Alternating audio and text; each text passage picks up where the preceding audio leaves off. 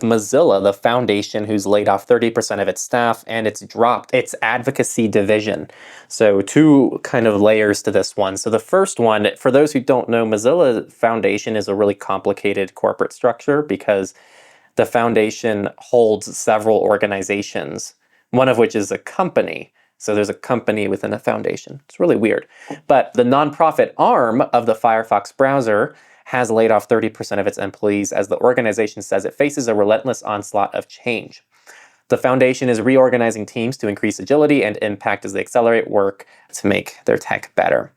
According to its annual tax filings, the Mozilla Foundation reported having 60 employees during the 2022 tax year. The number of employees at the time of the layoffs was closer to 120 people. This is the second layoff at Mozilla this year, the first affecting dozens of employees who work on the side of the organization that builds Firefox. So the second part of this story, besides the layoffs, which is really unfortunate, is that Mozilla also works on advocacy. And this is to create safer, more transparent online experiences, which ultimately benefit the browser maker and its users. As part of announcing the layoffs, they also said that they've confirmed that two of the foundation's major divisions, advocacy and global programs, are no longer a part of their structure.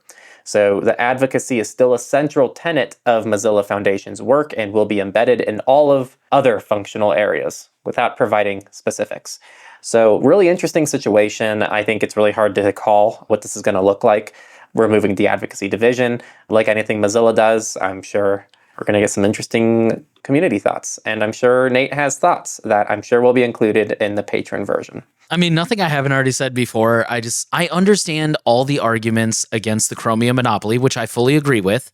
I understand all the arguments against Brave as a company, which I fully agree with. I do primarily use Mullvad as my daily driver browser, but it feels like Mozilla doesn't know what the hell they're doing. I mean, who am I to talk? I'm not a millionaire CEO, right? I obviously don't know what broke behavior looks like when I see it. But yeah, they seem like they have no direction. They seem like they're running around with chickens with their head cut off. Honestly, it feels malicious from the outside looking in. It feels like they're trying to run the organization into the ground, and I don't understand what the hell they're doing. But again, maybe I'm just an idiot, and maybe there's some like 4D chess strategy going on here, and maybe in 5 years I'm going to be like, those guys really played the long game. But I'm really so underwhelmed with Mozilla, and I wish I could suggest another alternative to Firefox. I really do. Because, God, I hate Mozilla right now.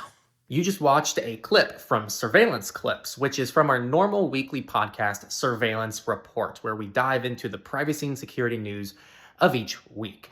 It's pretty extensive, and so if you're somebody who wants to learn a little bit more than just what this clip showed, check out the weekly podcast. It's consistent, and you'll get all the news you need. Check it out here on the screen.